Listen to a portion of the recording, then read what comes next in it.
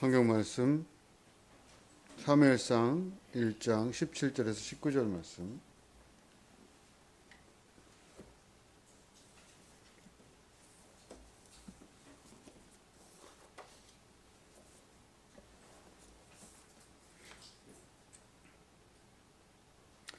엘리가 대답하여 이르되 평안히 가라. 이스라엘의 하나님이 내가 기도하여 구한 것을 허락하시기를 원하노라 하니 이르되 당신의 여종이 당신께 은혜 있기를 원하나이다 하고 가서 먹고 얼굴에 다시는 근심빛이 없더라. 그들이 아침에 일찍 일어나 여호와 앞에 경배하고 돌아가 라마의 자기 집에 이르니라. 엘가나가 그의 아내 한나와 동침하며 여호와께서 그를 생각하신지라. 아멘. 오늘은 정연아 원사님 특송 후에 서원복 목사님 나오셔서 한나의 기도라는 제목으로 말씀 전해 주시겠습니다.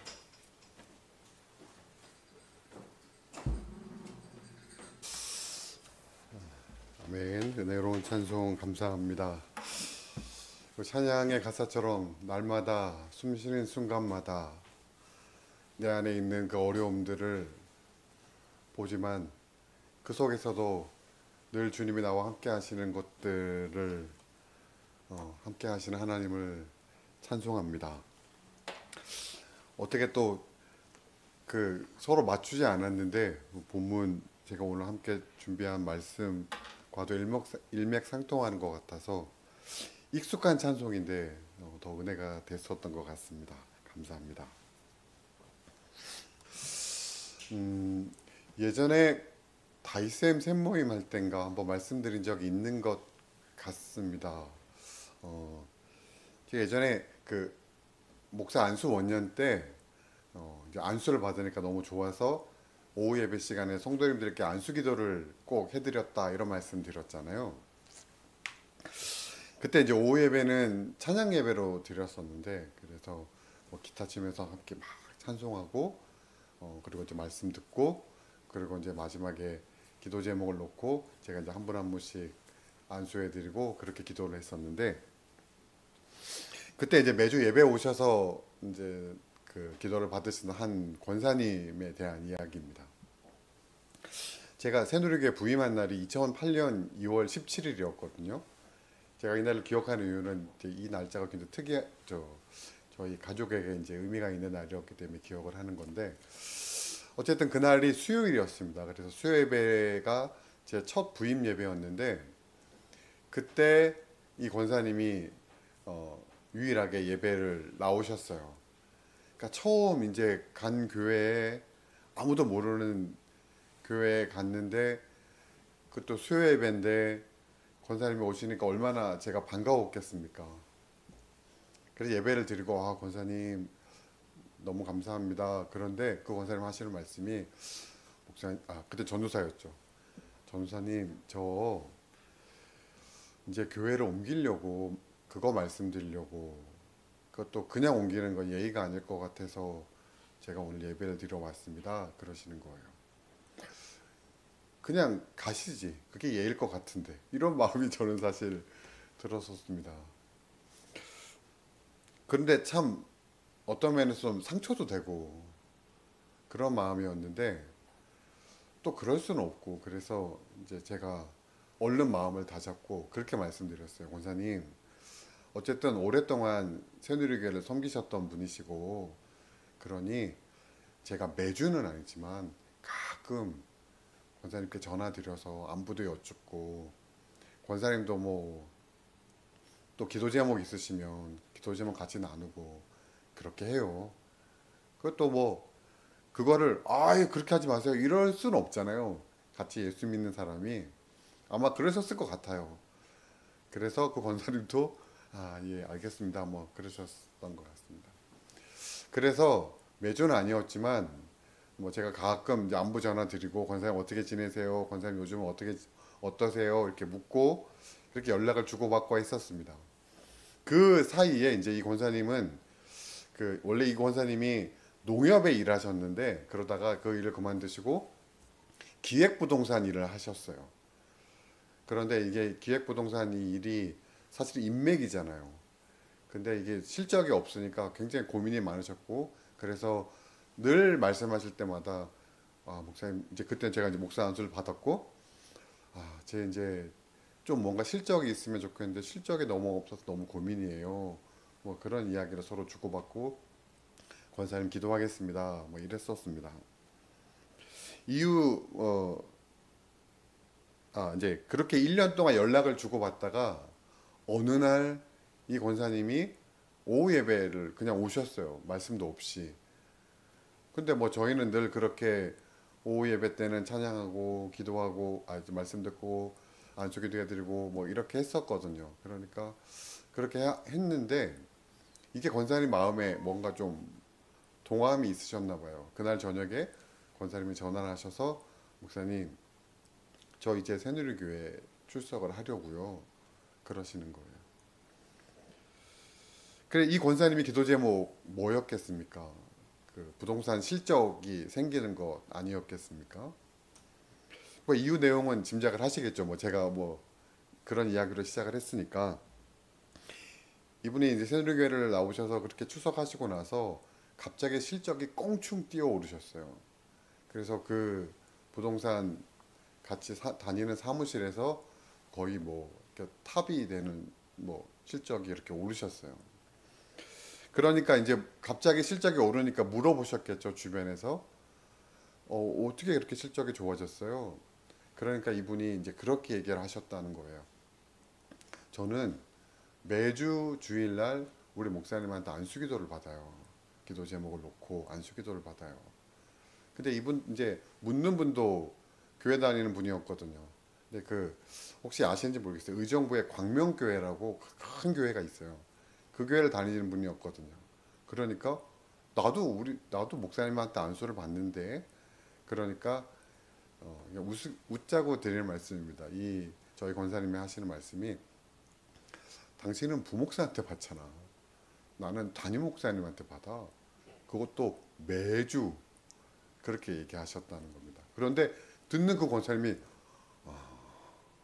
뭐 그러셨다는 얘기. 이제 그 권사님이 저한테 이 이야기를 무용담처럼 들려주셔서 저도 권사님 그러셨어요. 뭐 이제 그런 이야기를 했었습니다.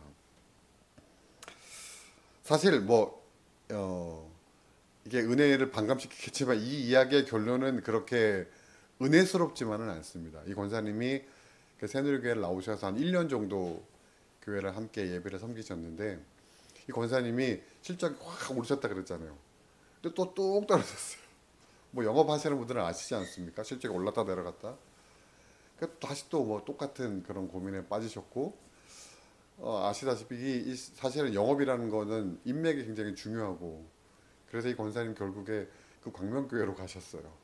광명교회로 가셨는데 저는 지금 여러분께 그래서 이 권사님의 그 대화가 두 분의 그 대화가 뭐 믿음이 없는 아니면 잘못된 믿음의 대화였다. 뭐 이런 얘기를 여러분께 말씀드리려고 하는 것이 아닙니다. 오히려 이분이 목사님, 저는 목사님의 기도를 받고 제 상황이 제가 기도했던 것들이 이루어졌고 이것도 하나님이 목사님의 기도를 통해서 제 소원들을 이루어 가시고 있어요. 라고 고백하는 그 고백만큼 내가 하나님 앞에 기도했더니 혹은 내가 기도를 부탁해서 이거 기도해 주세요라고 부탁해서 당신이 기도함으로 말미암아 내가 이렇게 잘 되어지고 있습니다라고 그렇게 믿음으로 고백할 수 있는 믿음이 내게 있는가? 여러분은 어떠십니까? 라고 하는 제목 어떤 의미로 여러분께 이런 말씀을 잠깐 드렸고 또 오늘 한나의 기도와도 연결되는 이야기여서 들려드렸습니다. 오늘은 지난번에 말씀드린 대로 한나의 기도에 대해서 함께 말씀을 나누려고 합니다. 한나는 아시다시피 사무엘의 어머니였고 엘가나라고 하는 남자의 아내였습니다. 오늘 우리가 함께 읽은 말씀은 한나가 사무엘을 낳기 전의 이야기입니다. 오늘 성경은 이 한나가 매우 고통 가운데 기도하고 있었다고 말합니다. 그 고통은 자식이 없는 고통이었습니다. 자식이 없는 고통은 이 한나에게 또 다른 고통을 주었습니다. 그것이 무엇이었습니까? 엘가나의 또 다른 아내였던 분인나가 한나를 계속 격동시키는 것이었습니다. 사무엘상 1장의 한나의 이야기를 읽어보면 남편 엘가나는 비록 한나가 자식이 없었지만 아내 한나를 또 다른 아내 분인나보다 훨씬 더 많이 사랑했었다라고 기록하고 있습니다. 그래서 하나님께 제사를 드릴 때도 엘가나는 분인나와 그 자식들에게 준 제물보다 갑절을 그 아내에게 주었다고 했습니다. 그럼에도 불구하고 늘 고통 속에 있는 한나에게 엘가나가 이렇게 말합니다. 내가 당신에게 10 아들보다 낫지 않아? 여러분 그 엘가나의 말을 어떻게 들으십니까? 전 이렇게 들어봅니다. 야, 이런 로맨틱한 고백이 있을까? 아내에게 이런 로맨틱한 고백을 할 수 있을까? 여러분 2025년 전반기 전 세계인을 눈물에 빠지게 한 한국 드라마가 있습니다. 혹시 아십니까? 폭삭 소가수다. 혹시 들어보시거나 보신 적 있으십니까? 안 보셨으면 그 유튜브 짤로도 한번 많이 나오니까 보시면 좋을 것 같아요. 저희 딸이 그 드라마를 정주행하고 나서 그러는 거예요. 저희가 같이 모였을 때 그러는 거예요. 아빠는 관식이 아빠. 이거 아빠 그 이름이 관식이거든요. 관식이 아빠는 맞아. 근데 관식이 남편은 아니야. 그러는 거예요.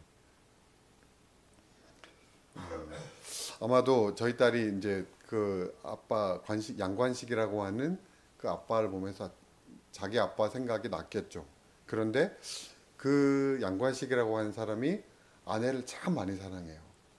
그런데 우리 아빠가 우리 엄마를 저렇게 양관식처럼 많이 아끼고 사랑하나라고 볼 땐 절대 아니올지다라는 거예요.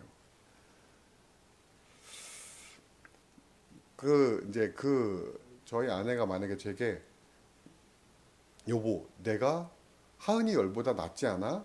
라고 제게 묻는다면 전 자신 있게 이렇게 말하겠습니다. 나는 당신 열을 하은이 하나랑 바꾸지 않을 거야.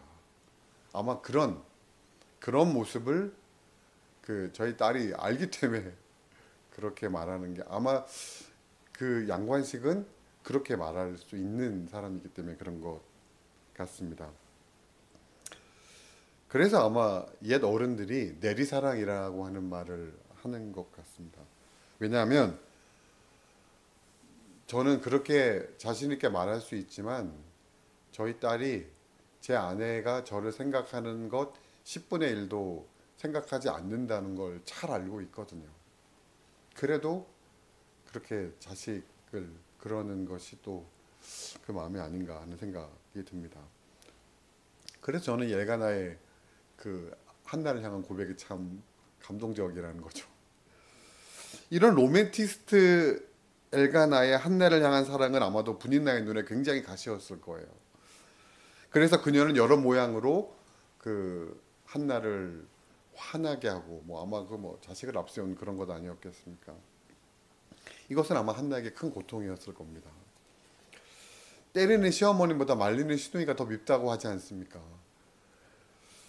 나를 고통받게 하는 이 상황보다 이 고통받는 그것을 제공하는 사람, 또 그 고통받는 상황을 통해서 내게 더 상처를 주는 말을 하는 사람, 그 행동이 나를 더 힘들게 한다는 거예요. 아마 한나는 그랬을 것이라는 겁니다. 여러분, 고통의 대명사 욥도 사실은 자신이 당한 고통은 그나마 견딜만 했어요. 그런데 욥이 분통에 터졌던 거는 욥의 세 친구가 욥을 위로하고자 했던 그 말들이었기 때문이지 않습니까? 그래서 오늘 성경의 한나 역사 너무나 가슴 아픈 시간을 보내고 있다는 거죠. 비록 남편이 자신을 많이 사랑하고 있다고 하더라도 남편이 그 엘가나의 말대로 10 아들보다 더 낫다는 걸 충분히 알고 있음에도 불구하고 자신의 처지가 상황이 견딜 수가 없었을 것이라는 거예요. 그래서 그녀는 하나님 앞에 나와 통곡하며 기도하고 있었다는 겁니다. 한나의 슬픔에 대해서 이 기록한 통곡하며 기도했었다고 하는 이 구절을 다른 성경 번역본을 보면 흐느껴 울며 애원하였다. 누구에게요? 하나님께요. 그렇게 기도하고 있었다고 하는 거예요. 이 한나의 이 기도에 대한 이 표현은 한나의 기도가 그냥 형식적인 기도, 그냥 하나님 앞에 나와서 단순히 자신의 어떤 고통을 아뢰는 기도가 아니라 자신의 삶에 있는 그 고통, 그 마음 가운데 있는 그 깊숙한 고통을 하나님 앞에 온전히 토해놓고 기도했었다고 하는 것을 보여주는 표현입니다. 그 모습이 얼마나 처절했던지 그 모습을 본 엘리가 술에 취한 것 같았다. 아마도 술에 취한 것 같았다고 하는 건 말을 내뱉지도 못하고 우물우물하고 있는 것, 마치 술 취한 사람이 중얼중얼하고 있는 것, 그런 모습을 의미하는 것 아니었겠습니까? 우리도 사실 그럴 때가 있습니다. 그렇게 고통받고 그래서 하나님 앞에 나와서 기도하지만 아무 말도 목소리로 나오지 않을 때 한나처럼 그렇게 기도할 때가 있지 않습니까? 그런데 오늘 그 한나의 기도에 대해서 우리가 오늘 한나의 기도에 대해서 보는데 이 한나의 기도에 대해서 오늘 성경은 한 가지 구절을 우리에게 등장시키고 있습니다. 그것은 우리가 읽지는 않았지만 1장 11절의 말씀인데 서원하여 이르되라고 하는 구절입니다. 여러분, 서원이 뭡니까? 서원은 하나님께 약속하는 겁니다. 그래서 성경은 서원한 것은 그것이 불의한 것이라도 반드시 지키라고 말씀합니다. 사실 그렇습니다. 민수기 30장이나 서원에 대한 성경 구절을 보면 분명히 서원한 것은 해로운 것이라도 지키라고 말씀하시죠. 그래서 사사기 11장에 보면 사사 입다가 그 경솔한 서원을 했죠. 그래서 결국에 그 경솔한 서원 때문에 자신의 딸을 죽여야 되는 그런 상황이 처해짐에도 불구하고 그 경솔한 서원을 사사 입다는 지킵니다. 상황이 이쯤 되니까 그런 서원을 통해 강단에서 선포되는 말씀은 그렇죠. 서원은 하나님께 하는 것이니 반드시 지켜야 되고 지키지 않으면 하나님의 진노가 임한다. 근데 사실 저는 오늘 서원에 대한 말씀이 주가 아니니까 뭐 더 이야기를 하지는 않지만 저는 하나님이 우리의 서원을 마치 계약서처럼 너 이렇게 약속했잖아. 너 계약서 도장 찍었잖아. 이거 지켜. 라고 우리를 압박하시는 분이 아니라고 저는 믿습니다. 하나님은 우리에게 빚쟁이가 아니라고 저는 믿는다는 거죠. 물론 하나님을 향한 우리의 서원이 경솔해서는 안 되지만 그렇지만 우리의 하나님을 향한 서원은 하나님과의 계약이라기보다는 하나님을 향한 깊은 믿음의 고백이고 선언이라고 저는 이해합니다. 그래서 오늘 한나가 서원하여 이르되라고 하는 말씀을 그렇게 이해하고 함께 소개하는 겁니다. 하나님 앞에 서원합니다. 하나님, 제게 아들을 주시면 그 아들을 하나님께 나실인으로 드리겠습니다. 여러분, 한나가 왜 하나님께 그렇게 서원했을까요? 당연하죠. 아들이 없었고 자식이 없었고 그것 때문에 다른 아내 분인나가 자신을 격동하게 만들었고 그러니 그렇게 기도한 것 아니었겠습니까? 너무 간절했기 때문이 아니었겠습니까? 그런데 성경은 우리가 당연히 알고 있는 사실을 우리에게 또 친절하게 설명하고 있습니다. 사무엘상 1장 6절을 보면 이렇게 되죠. 하나님께서 그에게 임신하지 못하게 하셨다. 또 오늘 19절 결론절 말씀에 보면 하나님께서 그를 생각하셔서 임신을 하게 되었다. 이것은 임신하지 못했던 한나가 임신하게 된 과정을 사무엘상 저자가 기록한 구절이겠죠. 그런데 이것은 그렇게 임신하게 된 과정을 사무엘상 저자가 기록한 구절이기도 하지만 그리고 사무엘상 저자의 믿음이기도 하지만 더 나아가 한나의 믿음이기도 하다는 겁니다. 너무 당연한 것이겠지만 한나는 이 모든 어려움이 하나님께서 내 안에 허락하실 것이라고 하는 믿음이 있었고 또 하나님께서 이 어려움을 당하는 나와 함께 하신다고 하는 믿음이 있었다는 겁니다. 한나가 하나님 앞에 서원했다고 하는 것은 하나님께서 내가 이 고통 가운데 있는 내 고통, 내 상황을 보신다고 하는 믿음이 있었고, 그 믿음으로 한나는 하나님 앞에 기도하고 있었다는 것을 설명하고 있는 구절이라는 거예요.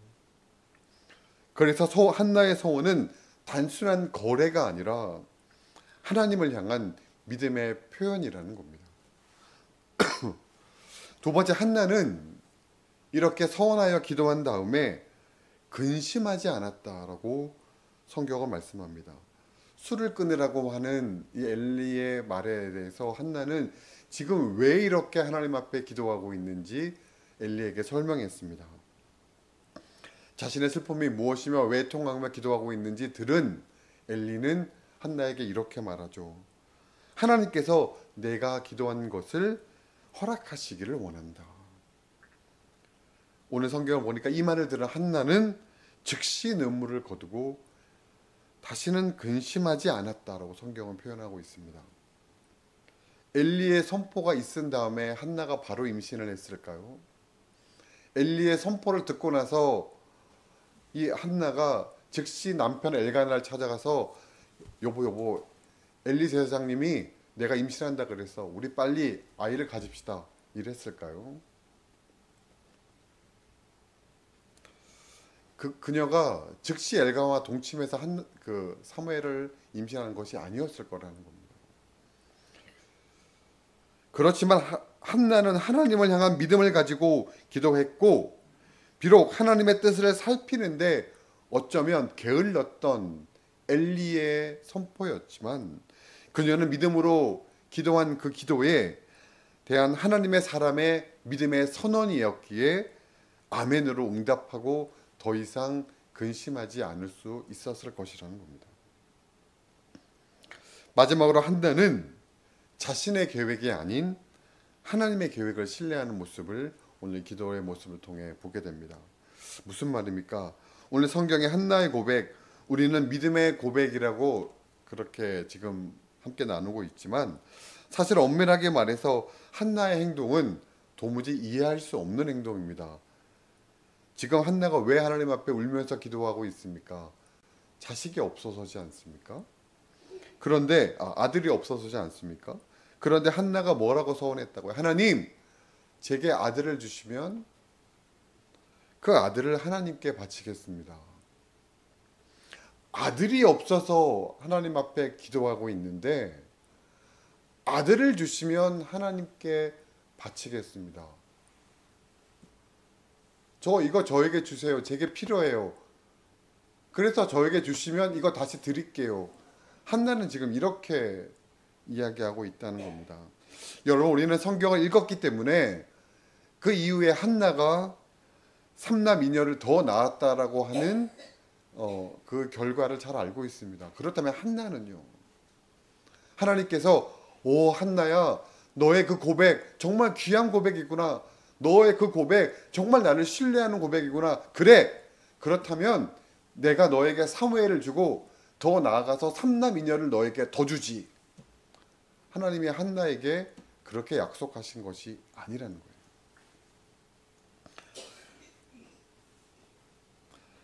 확연할 수는 없겠지만 한나가 내가 하나님 앞에 헌신하면, 그래서 내 자식을 하나님께 드리면 하나님은 삼남 이녀를 나에게 더 주시겠지? 아니 거기까지는 아니더라도 하나님 또 자식 주시겠지. 한나가 이런 계산을 통해서 하나님 앞에 그렇게 기도했었던 것도 아니라는 거예요. 자식이 없어 기도하러 온 한나가 자식을 주시면 자식을 바치겠다고 하는 이 한나의 기도는 내가 간절히 기도한 그것, 내게 잊지 않아서 나를 고통받게 하는 그것을 통해서 하나님께서 일하실 것을 발견할 것이라고 하는 믿음의 고백. 우리는 한나의 기도를 통해 하나님의 일하심을 온전히 신뢰하는 한나의 모습을 볼 수 있다는 겁니다. 한나의 기도가 그런 기도였기 때문에 한나의 그 기도는 하나님의 마음을 움직이는 기도가 되었습니다. 오늘 말씀의 결론고 19절, 우리가 함께 아까 읽었던 19절의 말씀, 여호와께서 그를 생각하신지라. 너무 익숙한 구절이지 않습니까? 하나님께서 한나의 그 기도를 기억하셨다고 하는 그것, 여러분 우리가 지난번에 아브라함 기도 우리가 함께 나누었을 때 기억하시죠? 하나님께서 아브라함의 조카 그 롯을 그 소돔과 고모라에서 내보내실 때에 아브라함을 생각하사,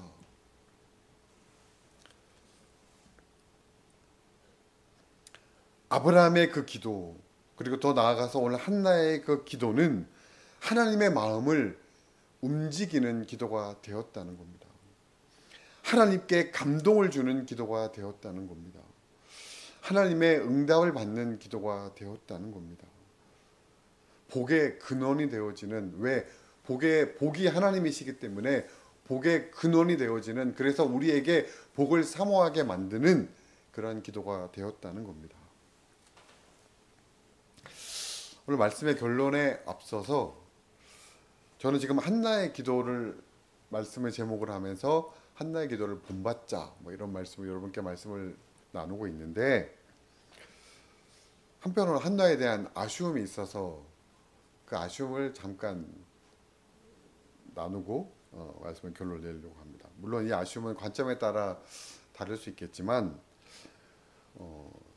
그건 굳이 오늘 한나에 대한 행동이 굳이 사무엘이 젖을 떼자마자 성전에 보냈어야 할까 하는 아쉬움입니다.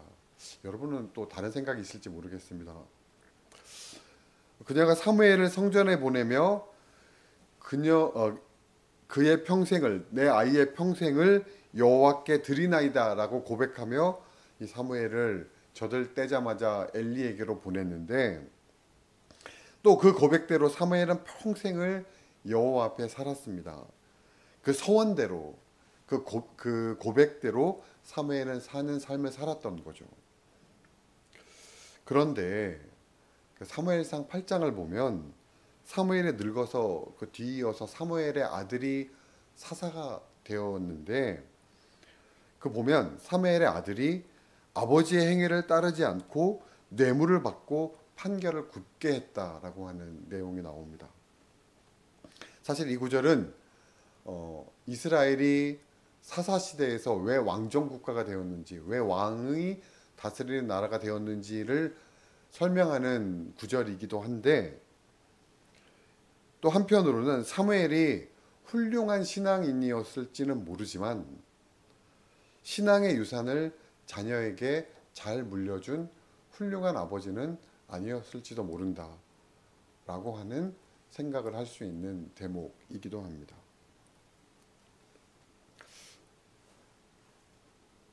저희 딸이 지금도 지 엄마랑 새벽이 맞도록 이야기를 나눌 때가 많습니다. 뭐 고민이 많고 생각이 많고, 그러니까 엄마랑 얘기를 하는 걸 좋아해요. 그러니까 엄마는 다음날 아침에 출근해야 돼서 막 졸려 죽겠는데 막 눈이 막 감기는데도 엄마 눈을 막 부릅뜨라고 하고 엄마한테 얘기를 막 해요. 그래서 막 새벽까지 얘기를 하고 새벽 3시까지 얘기했다고 막 그래요. 아빠 앞에서는 잘 안 합니다. 왜냐하면 아빠는 12시가 넘으면 그냥 가거든요. 듣다가도. 그리고 또 이제 아빠가 귀가 잘 안 들려서 이제 듣는 걸 힘들어하니까 아빠는 배려해서 아빠한테서는 말을 잘 안 하고, 그리고 아빠가 옆에 앉아 있어도 아빠는 그냥 들어가 이렇게 얘기할 때가 많아요.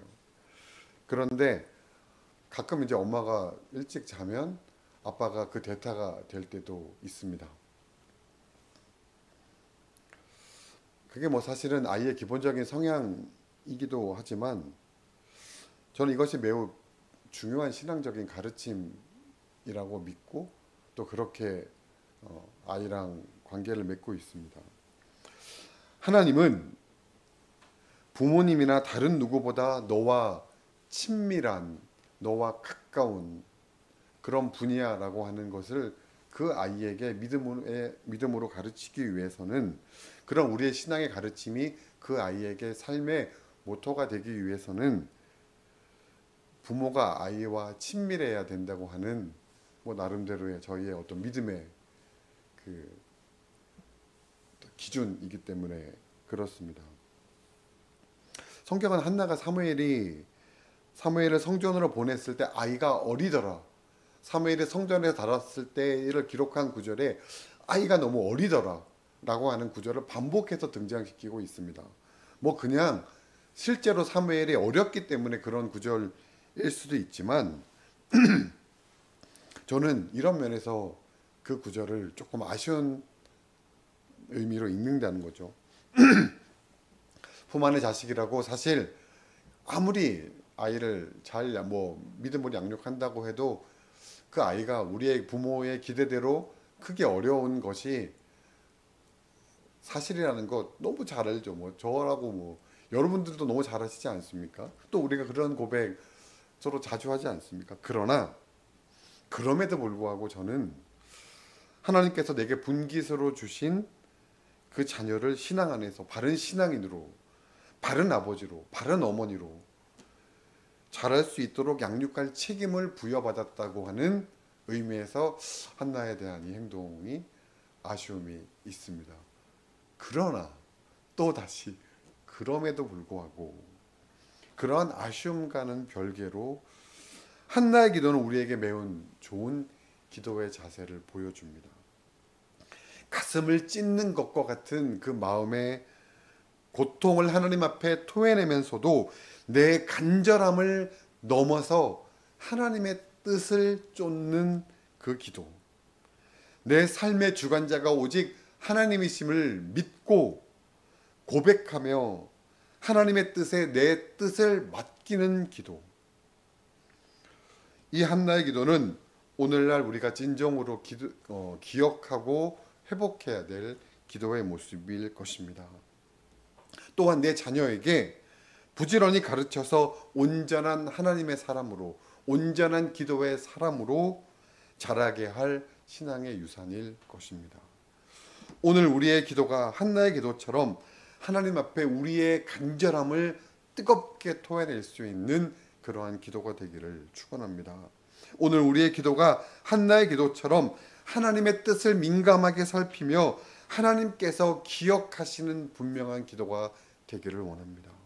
오늘 우리의 기도가 성경의 선언처럼 하나도 땅에 떨어지지 않는 하나님께서 귀하게, 물론 하나님이 천히 보시는 기도는 없겠지만 하나님께서 귀하게 들으시는 그러한 기도가 다 될 수 있기를 주님의 이름으로 간절히 축원합니다.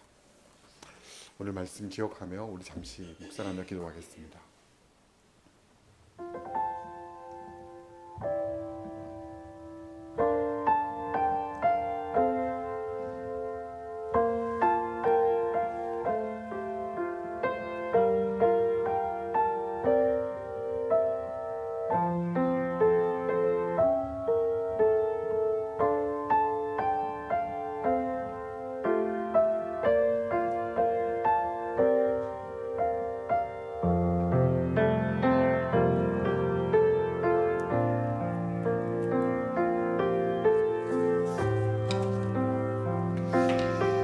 여호와께서 그를 생각하신지라.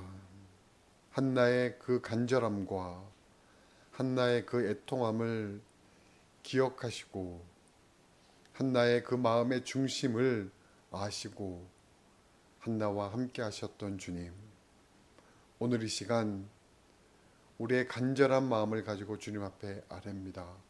우리도 이 한나의 기도처럼 우리의 마음의 짐과 우리의 마음의 고민과 우리의 마음의 고통을 하나님 앞에 온전히 토해낼 수 있는, 그러나 그 마음의 중심이 오직 하나님에 대한 온전한 신뢰가 될 수 있기를 주님 간절히 소원합니다.